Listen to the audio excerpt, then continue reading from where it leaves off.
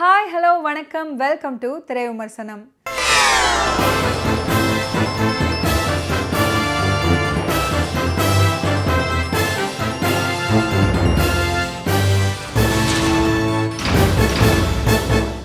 இன்னைக்கு திரை விமர்சனம் நிகழ்ச்சியில நாம பார்க்க போற திரைப்படம் அஸ்திரம் தி சீக்ரெட். அஸ்திரம் அப்படின்னா ஆயுதம் அப்படின்னு ஒரு பொருள் இருக்கு.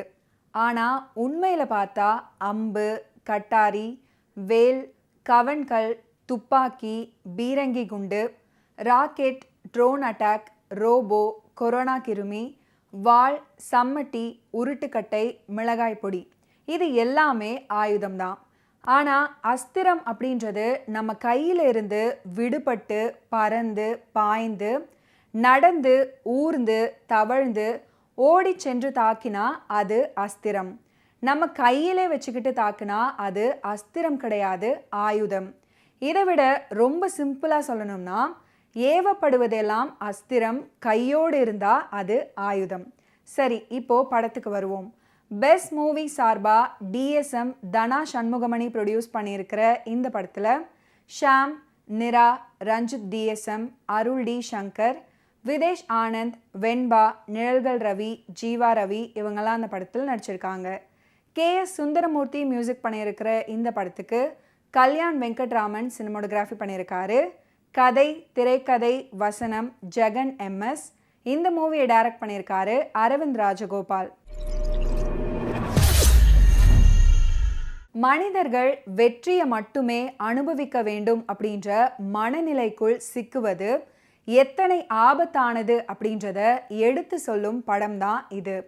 ஜப்பானிய அரசர் ஒருத்தர் தன்கிட்ட செஸ் ஆடி தோற்றவங்களை தங்களை தாங்களே வயிற்றில் குத்தி கொண்டு தற்கொலை செய்ய வைத்த கதை ஆரம்பத்தில் சொல்லப்படுது. கொடைக்கானல்ல இன்ஸ்பெக்டரா வேலை பார்த்துட்டு வராரு ஷாம். இவருடைய மனைவி நிரா ஒரு பத்திரிகையாளர். இவங்களுக்கு ஒரு குழந்தை பிறந்து இறந்து விடுது. அதுக்கப்புறம் இவங்களுக்கு குழந்தை உருவாகலை. அதனால் இவங்க மன அழுத்தத்தில் இருக்காங்க. ஷாம் இவர் ஒரு செயின் பறிப்பு கொள்ளையனை பிடிக்க போகும்போது முகம் தெரியாத யாரோ ஒருத்தர் அவருடைய தோள் பட்டையில் சுட தொடர் சிகிச்சைக்கு அப்புறம் ஓய்வு எடுத்துட்டு வர்றாரு. இந்த நிலையில் 3 பேர் வெவ்வேறு ஊர்களில் வயிற்றை கிழித்து கொண்டு மர்மமான முறையில் தற்கொலை பண்ணிக்கிறாங்க.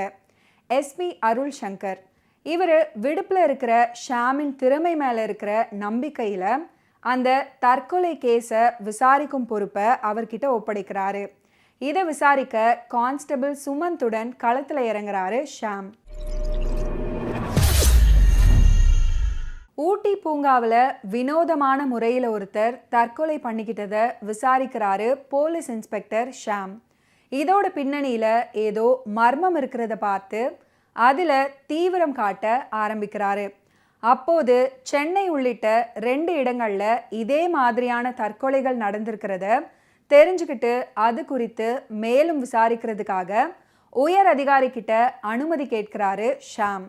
உயர் அதிகாரியோ அவருக்கு அனுமதி வழங்கி ஒரு காவலரையும் உதவிக்கு அனுப்புகிறாரு. இந்த தொடர் கொலைகள் பற்றி விசாரணை நடத்தும் ஷாம் ஒரே பாணியில் இருந்தவங்களோட வீடுகளுக்கு நேரில் சென்று அவங்கள பற்றி விசாரிக்கிறாரு. அவங்க 2 பேருக்கும் நல்லா செஸ் விளையாடும் திறமை இருக்கிறது தெரிய வருது. இந்த நிலையில் ஷாமின் கல்லூரி நண்பர் விஜய் அவரை சந்திக்கிறாரு. கல்லூரி நண்பர் விஜய் ஷாமை சந்திக்கிறாரு. ஷாம் விசாரித்து கொண்டிருக்கும் தற்கொலை சம்பவங்கள் பற்றி இதுவரைக்கும் தெரியாத பல தகவல்களை ஒவ்வொன்றா சொல்லிவிட்டு திடீர்னு அவரோ இந்த மர்மமான முறையில் ஏற்படும் தற்கொலைக்கு மார்ட்டின் தான் காரணம் அப்படின்னு சொல்லிவிட்டு அவர் கண் முன்னாடியே ஷாமின் வீட்டிலேயே வயிற்றை கிழிச்சுக்கிட்டு இறந்து போகிறாரு. இப்படி இறந்த இவருக்கும் செஸ் விளையாடும் திறமை இருக்கு அப்படின்றத தெரிஞ்சுக்கிறாரு. அவரை தேடி வர்ற இன்னொருத்தரும் அதே முறையில் தற்கொலை பண்ணிக்கிறாங்க.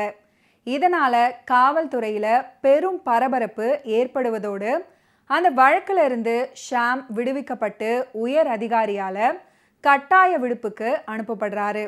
வேலையில் இல்லைனாலும் தன்னை சுற்றி நடக்கிற தொடர் தற்கொலை சம்பவங்களுக்கும் அது பற்றிய சில தடயங்கள் மற்றும் தகவல்கள் தன்னை தேடி வர்றதுக்கும் ஏதோ ஒரு தொடர்பு இருக்கு அப்படின்றத கண்டுபிடிக்கும் ஷாம் அதோட முழுமையான பின்னணியை தெரிஞ்சுக்க ட்ரை பண்ணுறாரு. அப்படி பண்ணும்போது அதிர்ச்சிகரமான உண்மைகள் தெரிய வருது. அது என்ன? மார்ட்டின் அப்படின்றவர் யாரு? அவருக்கும் கொலைகளுக்கும் என்ன சம்பந்தம்? இந்த தற்கொலைகள் எதனால் நடக்குது? இந்த வழக்கை ஷாம் கண்டுபிடிச்சாரா இல்லையா அப்படின்றது தான் இந்த படத்தோட மீதி கதை. சதுரங்க விளையாட்டையும் ஜப்பானில் நடைமுறையில் இருந்த மன்னர் கால தண்டனை முறையையும் இணைத்த கதைக்களத்தோடு திரைக்கதை அமைச்சு படத்தை கொடுத்துருக்காரு இந்த படத்தோட இயக்குனர் அரவிந்த் ராஜகோபால். அதாவது சதுரங்க விளையாட்டில் வெற்றி பெறும் ஒருத்தரை தற்கொலைக்கு தூண்டும் ஒரு கதையை மைய கருத்தாக்கி திருப்பங்கள் நிறைந்த திரைக்கதையை உருவாக்கி கொடுத்துருக்காரு இந்த படத்தோட இயக்குனர். அகில் என்ற கேரக்டரில் ஷாம் சீருடை அணியாத காவல்துறை அதிகாரியா காவல்துறை அதிகாரிக்கான மிடுக்கோடு வலம் வர்றாரு. இவருடைய உடல் மொழி, விசாரிக்கும் விதம் மற்றும் கம்பீரமான நடிப்பின் மூலம் தன்னுடைய கேரக்டருக்கு நியாயம் சேர்த்திருக்காரு. குறிப்பாக சொல்லணும்னா குழந்தை இல்லாத தன்னுடைய மனைவிக்கு ஆறுதலும் தைரியமும் சொல்லிவிட்டு சாந்தமான கணவனா தனியாக நின்று வருந்துவது. நிரா ஷாமோட மனைவியா நடிச்சிருக்காங்க. இவங்களோட முகத்திலிருந்து வெளிப்படும் உணர்வுகளோட பிரதிபலிப்பு பார்க்கறதுக்கு நல்லாவே இருக்கு.